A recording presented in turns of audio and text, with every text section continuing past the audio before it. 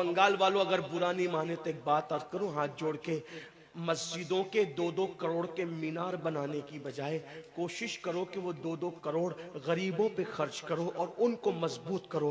اگر ہماری قوم 10 سال میں مضبوط ہو گئی تو 2 نہیں بلکہ 10 کروڑ کے مینار ہم بنا سکیں گے۔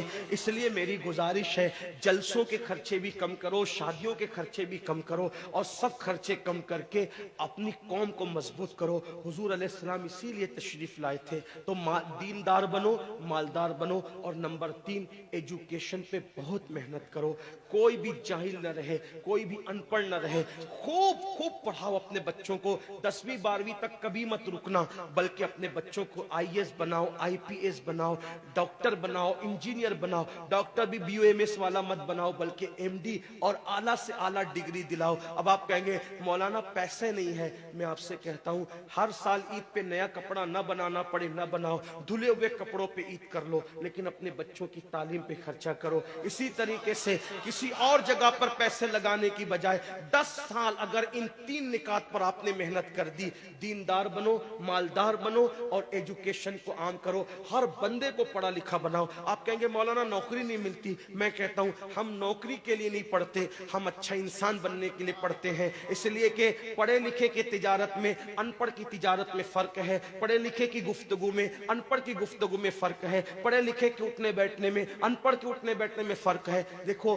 آپ یہ نہیں کہتا ہوں کہ آپ سب ان پڑھو، لیکن ایک بات آپ سے کہتا ہوں، محفل میں پڑھے لکھوں کا انداز اور ہوتا ہے، ان پڑھ لوگوں کا انداز اور ہوتا ہے۔ کھانے میں، پینے میں، اٹھنے میں، بیٹھنے میں تعلیم کو عام کرو، دنیا بھی پڑھاؤ، آخرت بھی پڑھاؤ۔ اپنے بچوں کو اتنا علم دو کہ وہ مسلمان رہے، سچے مسلمان رہے، اور اپنی بچیوں کو بھی اتنا علم دو سچی پکی مسلمان رہے، اور اسکول، کالج، یونیورسٹی میں اعلیٰ سے اعلیٰ تعلیم دلاؤ۔ اور یاد رکھنا، غربت کا بہانہ مت بناؤ۔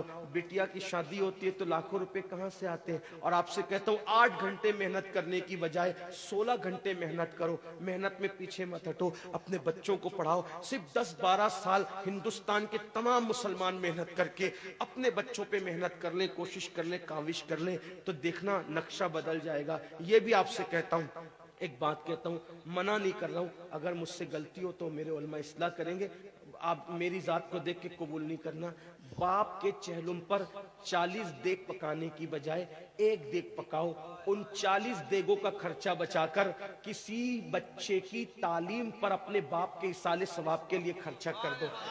پیر صاحب کے مزار پر 1 لاکھ کی چادر لا کے ڈالنے کی بجائے 100 روپے کی چادر ڈال دو، باقی کے پیسے بچا کر غریبوں کی تعلیم پہ خرچہ کر دو۔ پیر صاحب کے ایصال ثواب کے لیے وہ اس 1 لاکھ کی چادر سے جتنا خوش ہوں گے، وہ 100 روپے کی چادر سے بھی اس سے زیادہ خوش ہوں گے، کیونکہ آپ نے کسی کو اٹھا دیا، کسی کو آپ نے ترقی پہ لے گئے۔ ایک بات کہتا ہوں، میرا پیر جنتی ہے تو میرے پیر کو میری 1 لاکھ کی چادر سے کیا غرض؟ اس کو تو جنت میں اس سے بہتر لباس مل چکا ہے، اس کو تو 1 لاکھ کا اس سے بہتر لباس مل چکا ہے۔ تو یہ باتیں تلخ لگے معاف کرنا، لیکن آپ سے ایک بات کہتا ہوں، رسومات سے نکلو، حقیقتوں کی طرف آؤ، رسومات سے نکلو، سچائیوں کی طرف آؤ۔ ایک دوسرے کو گرانے کی کوشش مت کرو، ایک دوسرے کو اٹھانے کی کوشش کرو، آپس کے جھگڑے ختم کرو۔ تیرا سلسلہ بڑا، میرا سلسلہ بڑا، تیری برادری بڑی، میری برادری بڑی، تیرا پیر بڑا، میرا پیر بڑا۔